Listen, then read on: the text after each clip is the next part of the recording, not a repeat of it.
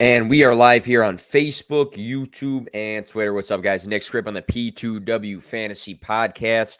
Just finished up 2 weeks of NFL football, so that's 2 weeks of fantasy football. Some people are really happy. Some people are a little nervous right now. Some people are somewhere in the middle after those 2 weeks, but we have plenty to go in this NFL season. So I do this stream every week where I go through my favorite starts that are non-obvious.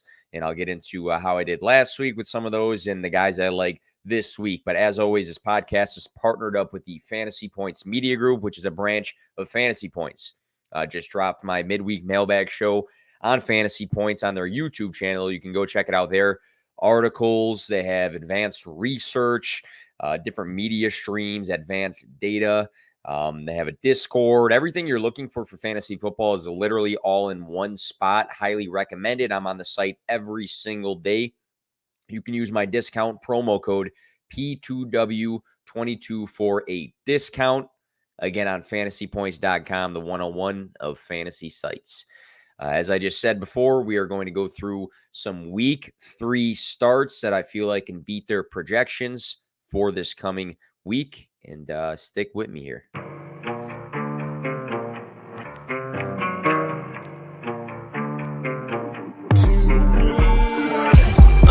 play to win, no fear to give. I feel but I can't forgive. I go all in this time, yeah, I won't regret. I'll pick the best, don't trip, they don't understand. I play to win, yeah, I play to win, I play to win. Yeah, I play to win, I play to win. Oh, play to win, I play to win.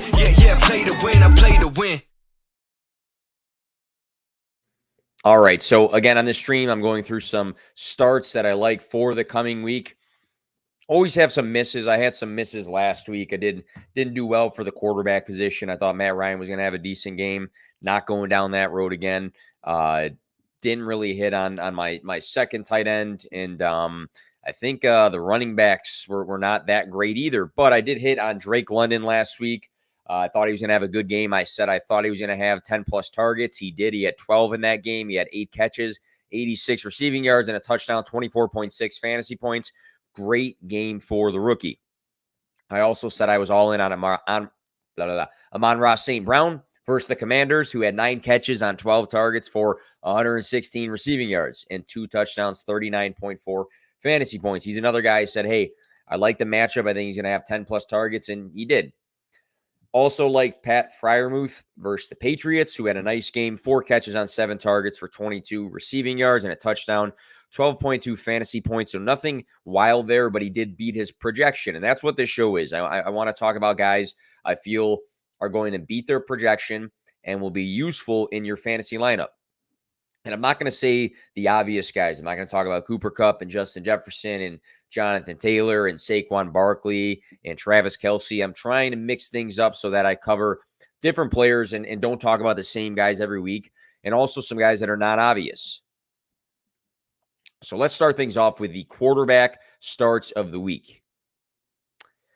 We got a question here, and if you guys have questions, feel free to throw them on YouTube. But Jackson Pulrang asks, hey, man, do you think I should trade Connor, Kupp, Godwin, and Hockenson for Amon-Ra, Debo, Derrick Henry, and Kittle? So this is interesting. The one thing I'll say about trades like this is I hate when there's so many moving pieces. I feel like you should identify what you want in the trade, keep it simple, and attack that one player with maybe 2 or something to offset it. When there's like 5 pieces and 5 pieces there, I think it's just too much going on. Connor, Kupp, and Godwin for Hockenson, Amon-Ra St. Brown, Derrick Henry, and Kittle. I'm not really into Kittle. I guess you're also getting Hockenson in that in case he is still injured. Connor, Kupp, Godwin. I would just stay put. There's too many moving pieces, and I know that's a cop-out thing to say, but figure out who you want to target and figure out, what that other manager needs in order for you to kind of incent and give them an incentive to trade away that player. I think when there's all these moving pieces, like, are you really going anywhere with the trade? Probably would need some more context. But let's go into the starts of the week. First one is going to be the quarterback position, and it's going to be Kirk Cousins versus Detroit. So points per game allowed data comes from fantasypoints.com. Again, go sign up today. Promo code P2W22. The Lions, through 2 games, allow the second most points per game to the quarterback position. The Lions also allow the 6th most passing yards per game. Need to be careful with these statistics because it's only 2 weeks, and maybe they play the best 2 teams on their whole schedule in those first 2 weeks. But it's still important to find trends and speak on what did happen. So as the weeks go on and you see these defenses that give up a certain amount of points per game to specific positions or yards per game through the air or on the ground, it's important to note that because then we can find guys that have a good matchup. So again, the Lions seem to be a good matchup for quarterbacks on paper. Wentz went 3 touchdowns and 337 passing yards last week. Hurts did a lot of damage to them on the ground in week 1, which I don't expect Kirk Cousins to do, but he did throw for 243 passing yards. So Kirk Cousins, a rough go in week 2 versus the Eagles. He had 1 touchdown, 3 interceptions, 58.7 for his completion rate, 221 yards. Week 1, though, he was much better. He was competent. 71.9 completion percentage, 277 passing yards, 2 touchdowns to Justin Jefferson. All right, obviously that connection, great. It's been great. It looked good in week 1. Number 4 in red zone attempts so far, which is a good sign for more multi-touchdown games to come. Player Profiler so far ranks him through 2 weeks as number 1 in deep ball accuracy rating. So if we check some boxes here, all right, playing a defense that's giving up plenty of quarterback fantasy points per game so far, playing a defense that gives up a lot through the air, and now we have the potential for the upside in yardage and the upside in multiple touchdowns. So I think it's a bounce back game for Kirk Cousins. And the funny thing is, and I won't do this often, but the funny thing is here is I think that we have another question. I'll throw them on the screen. Will they feel pressure to get Cook going, though? I'm all in on Delvin Cook still. I had a video that dropped on Twitter. You can find it there. It's on TikTok as well as trade targets. But, Kirk Cousins, I don't think they're going to say, hey, let's not pass the ball. Let's ground and pound Delvin Cook, especially knowing that Detroit is giving up a lot through the air. They're not doing well against quarterbacks. Detroit is really fighting in these games, which I think makes it, even more of a matchup. I still have faith in Delvin Cook, but got to factor in, Irv Smith looked okay last game. Justin Jefferson might be the best wide receiver or top 3 wide receiver in the league. So I think both guys can be successful in this matchup, Delvin Cook and the passing game. Plus, Delvin Cook gets some good targets as well. The first 2 weeks, he hasn't had like 10 targets, but he's gotten some good work in the air. I think 5 targets both games, which is not bad.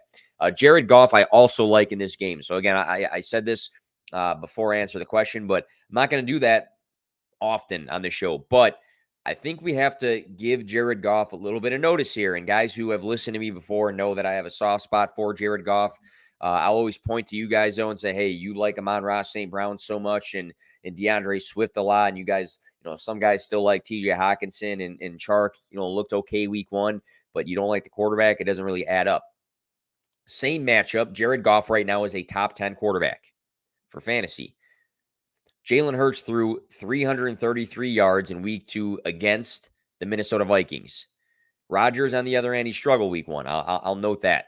But 15.5 and 26.04 fantasy points for Jared Goff his first 2 games. 6 total touchdowns on the year, which is number 5 for quarterbacks. 256 passing yards last game.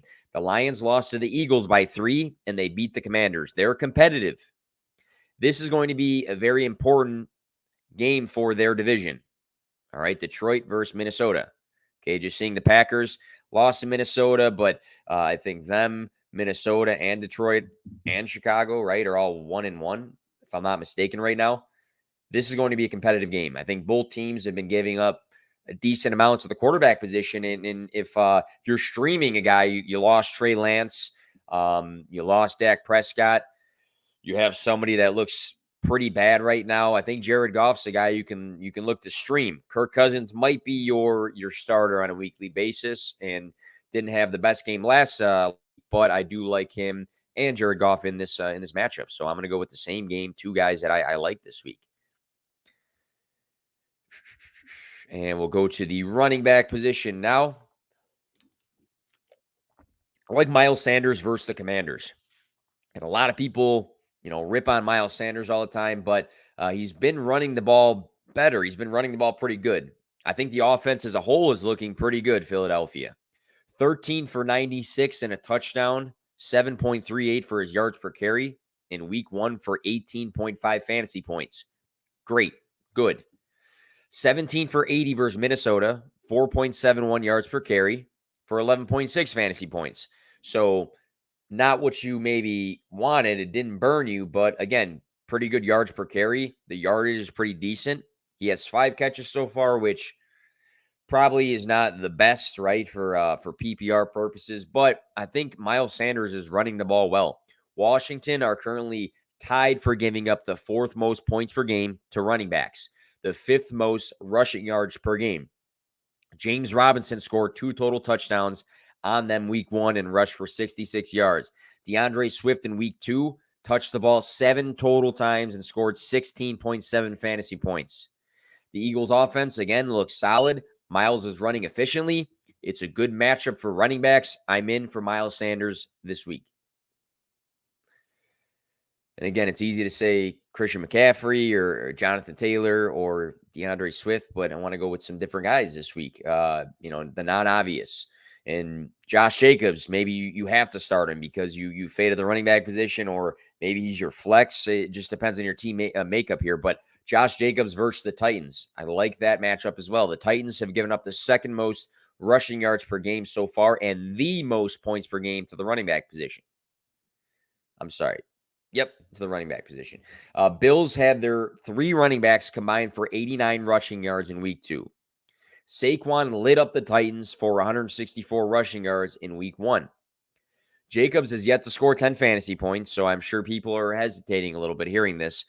But I think there was a good sign. The good sign was that the efficiency week 1 with his 10 carries to hit 57 on the ground was there. Good sign in week 2 was 20 total touches, so 19 on the ground. He had a catch. So week 1, efficient. Week 2, good volume.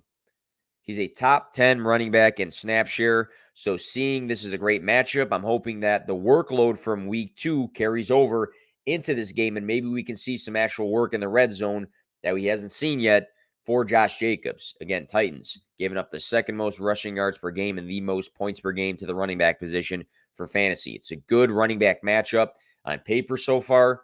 I think Jacobs, even though he hasn't had a great fantasy week, has done or has shown signs of, hey, he's gotten some volume last week. In week 1, he was efficient.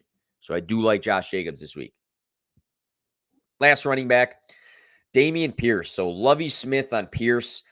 This was tweeted out by Dan Weirderer from the Chicago Tribune. He tweeted out that Lovey Smith was quoted saying, "We as a football team need to finish. I haven't said that an awful lot to Damien.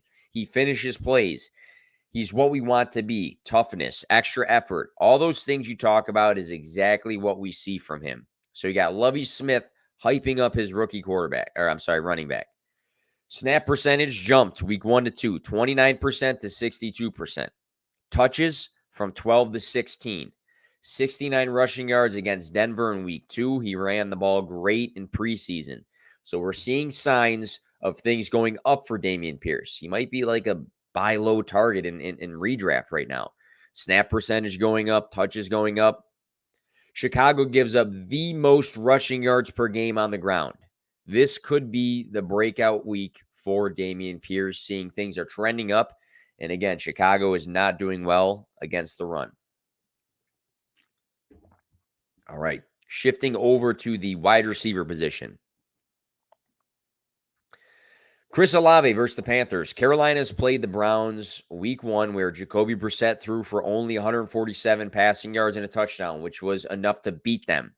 Then they played the Giants wide receiver group that we are all questioning what is going on. Richie James is leading the team in receiving yards. That's enough said right there. Chris Olave, the Saints' first-round draft pick out of Ohio State that they traded up for and grabbed, 3 for 41 week 1 in his first ever NFL game. Week 2, he went 5 for 80. Huge receiving yard day. The stat that stands out the most in this specific game, though, was 13 targets. Only 4 players in the league had more in week 2 targets. Olave currently leads the league in air yards and deep targets. This means a big receiving touchdown is about to happen at any time. Add a glimpse of big targets on top of that, and he could be scary if consistency is there with his usage. I like Chris Olave against the Panthers to potentially have his breakout game. Next guy I like has had a down season so far, DK Metcalf versus the Falcons. No bias following up a big trade I made for him in Dynasty, but he has yet to score 8 fantasy points. Atlanta gives up the 3rd most points per game to wide receivers, the 11th most yards per game. Cooper Kupp had 2 touchdowns, and Allen Robinson had a touchdown last week. Jarvis Landry, week 1, had 114 receiving yards, and Michael Thomas scored 2 touchdowns. So the Falcons are giving up good points per game to wide receivers and plenty of touchdowns.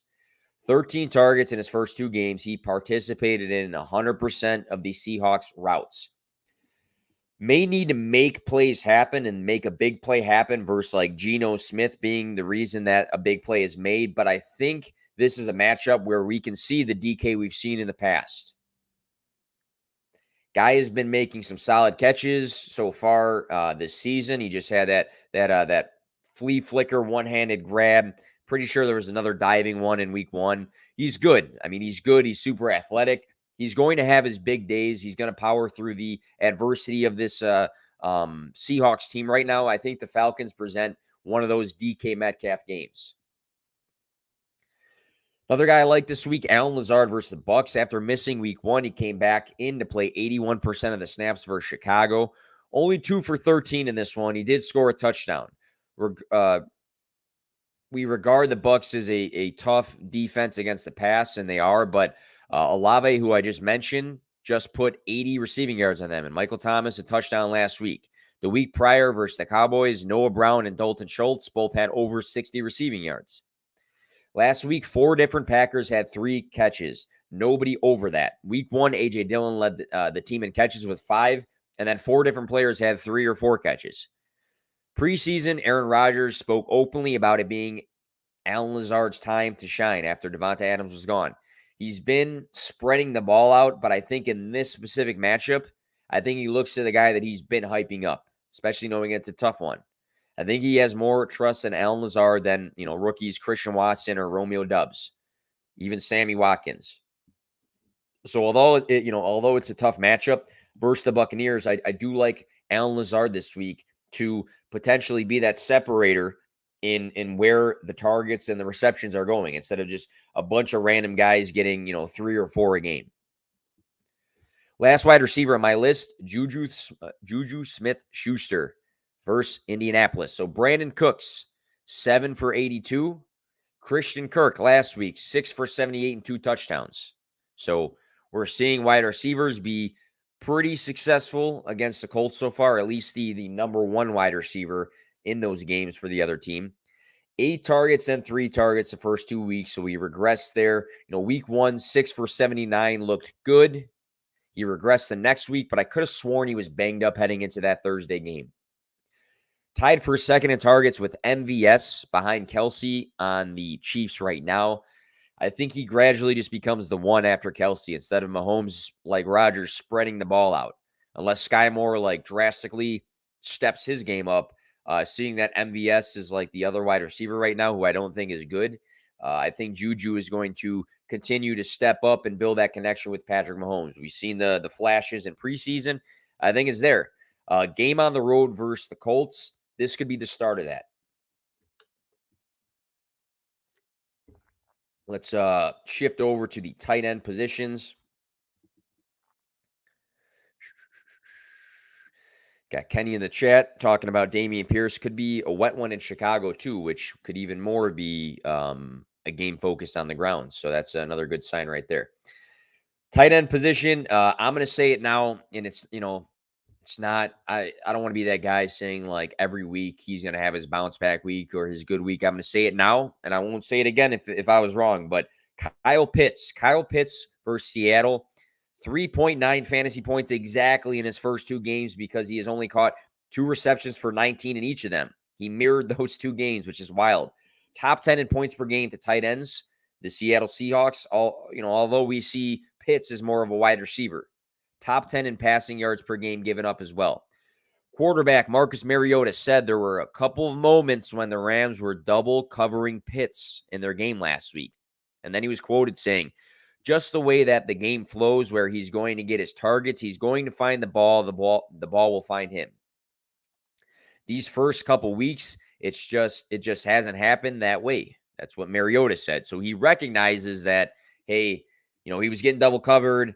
He's a good player. He's going to get the ball, and it's going to finally, at some point, shift towards his favor. I'm still rolling out Pitts versus Seattle. He had over 1,000 yards his rookie year. One of the best tight end prospects we've seen. He's a freak athlete. He looked great in preseason. If I'm trusting anybody on this list or anybody who's had a down week to get it right, it's Pitts. Adding him here because a lot of people have been questioning if they should bench him or not. I have him literally on almost every team. I think I'm in 13 leagues. I wouldn't be surprised if I have at least 9 out of those 13 or 8 out of those 13 Kyle Pitts on those teams. I have him everywhere. I'm not going to bench him against Seattle just to see him finally against the Seahawks, who give up plenty to tight ends and give up plenty in the air, to have his big monster breakout day. We just saw Drake London have a great game last week. I think that's a good sign that, the defensive focus won't all be on Kyle Pitts like it seemed to be against the Rams, according to Marcus Mariota. So Kyle Pitts, don't bench him just yet. Seattle Seahawks, good matchup. Marcus Mariota is noting that he understands that things have not gone his way and they will go his way at some point. I'm in on Kyle Pitts to have his bounce back game this week. The last tight end and the last player here, Tyler Higby versus Arizona. So Arizona is giving up the most fantasy points per game at tight ends. And there is a gap between them and the second place defense when it comes to giving up points to tight ends. They're giving up a lot to tight ends. Now, keep in mind, this is Darren Waller and Travis Kelce who played against them. Waller, 6 for 50 and a touchdown in week 2. Kelce, 8 for 121 and a touchdown in week 1. So obviously, we're talking about 2 of the better tight ends in a game who I'll rate better than Tyler Higby. But again, it's worth noting that 2 teams have been successful with their tight ends in this specific matchup. Tyler Higby leads all tight ends right now in targets with 20. It's very surprising. 110 receiving yards and is number 3 in yards after the catch with 70. Getting looks in the red zone despite not scoring yet as well. Seeing this is a good tight end matchup and Higby is seeing consistent targets in a good offense, I think he is a great start this week, and I think that he scores in this Cardinals game, Arizona Cardinals game. So book that as the hot take here. Tyler Higby gets plenty of looks in this one and scores against the Cardinals. So going straight down the list again, if you tuned in at the end, starts of the week that I like to beat their projections. I'm not saying they're going to be the number 1 players in their positions, but Kirk Cousins versus Detroit, Jared Goff versus Minnesota, Miles Sanders versus the Commanders, Josh Jacobs versus the Titans, Damien Pierce versus the Bears, Chris Olave versus the Panthers, DK Metcalf versus the Falcons, Allen Lazard versus the Bucks, Juju versus the Colts, Kyle Pitts versus the Seahawks, and Tyler Higby versus the Cardinals. So hope you guys enjoyed the show here. Hopefully you had some sort of benefit. Always feel free to @ me on Twitter, Facebook, wherever you're seeing this, YouTube. Ask me start and sits questions. I'm always here to help, and keep trucking along. All right, don't freak out if you're 0-2. Don't put the belt around your waist if you're 2-0 just quite yet. It's a long season, and I'll be out here grinding every week. You can go on my Twitter page at P2W Fantasy. You can see a bunch of stuff on there. I drop content on there every single day. Always grinding, always trying to help you guys play to win. Good luck this week, guys.